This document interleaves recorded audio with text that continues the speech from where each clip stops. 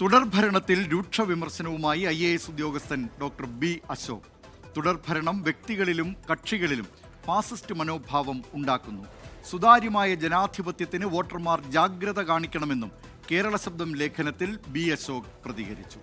വിവരങ്ങളുമായി തിരുവനന്തപുരത്ത് നിന്ന് ഷഫീദ് റാവുത്തർ ചേരുന്നു. ഷഫീദ് റാവുത്തർ, അസാധാരണമായ നടപടി എന്ന് ഇതിനെ വേണമെങ്കിൽ പറയാം.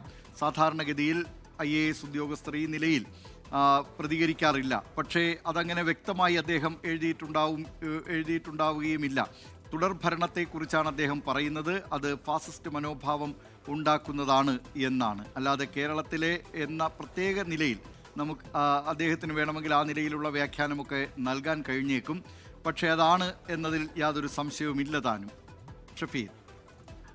ദിലീപ് കുമാർ, ബി അശോക് സർക്കാരുമായി കഴിഞ്ഞ കുറച്ച് നാളുകളായിട്ടുള്ള അഭിപ്രായ വ്യത്യാസങ്ങളുടെ വാർത്തകൾ മുൻപ് പുറത്തേക്ക് വന്നിട്ടുണ്ട്. നമുക്കറിയാം IAS IPS പോരും, അതിനുശേഷം കൃഷി വകുപ്പിൽ നിന്ന് അദ്ദേഹത്തിന്റെ മാറ്റമടക്കമുള്ള കാര്യങ്ങൾ വലിയ ചർച്ചയായതാണ്. ഇതിനിടെയാണ് ഈ തുടർഭരണ കാര്യത്തിൽ ഒരുപക്ഷെ സർക്കാരിനെ വിമർശിക്കുക തന്നെയാണ് ബി അശോക് എന്ന കാര്യത്തിൽ തർക്കമില്ല. സർക്കാരിനെ മാത്രവുമല്ല, മുഖ്യമന്ത്രിയുടെ പ്രധാന വകുപ്പായ ആഭ്യന്തര വകുപ്പിനെതിരെ അടക്കം കാര്യമായിട്ടുള്ള വിമർശനം കേരള ശബ്ദത്തിലെ ഈ ലേഖനത്തിലുണ്ട് എന്നുള്ളതാണ്. അദ്ദേഹം പറയുന്നത് തുടർഭരണം ഫാസിസ്റ്റ് മനോഭാവം ഉണ്ടാക്കുമെന്നുള്ളതാണ്.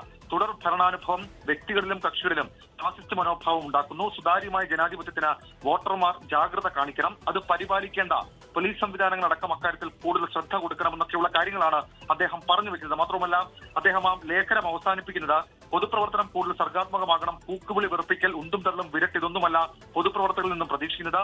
മുതിർന്നവർ വിലക്കി ഈ ഫാസിസ്റ്റ് ശീലുകൾ നിർമ്മാർജ്ജനം ചെയ്ത് നമ്മുടെ ജനാധിപത്യ മര്യാദകൾ തീർത്തും കൈമോശം വരാതെ നാടിനെ നിലനിർത്തേണ്ടത് പൗരന്മാരുടെ കടമയാണെന്ന് അദ്ദേഹം പറയുന്നുണ്ട്. ആ ലേഖനത്തിന്റെ ഏറ്റവും അവസാനം അഭിപ്രായം തികച്ചും വ്യക്തിപരം എന്നുകൂടി ബി അശോക് കുറിക്കുന്നുണ്ട്. അത് സ്വാഭാവികമാണ്. നമുക്കറിയാം, സർക്കാരിനുള്ള ഒരു സൂചന എന്ന രീതിയിൽ കൂടി ഇതിനെ കാണുന്ന ആളുകളുമുണ്ട്. ദിലീപ് കുമാർ.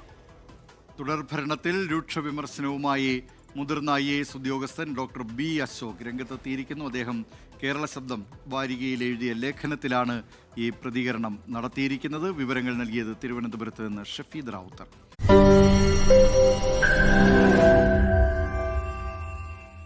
ലോകത്തെവിടെയായാലും ഏത് സമയത്തും 24 വാർത്തകളും ഓഗ്മെന്റഡ് റിയാലിറ്റി പാക്കേജുകളും എക്സ്പ്ലെയിനറുകളും വിശദമായി കാണാൻ ഞങ്ങളുടെ YouTube ചാനൽ നിങ്ങൾക്ക് സബ്സ്ക്രൈബ് ചെയ്യാം.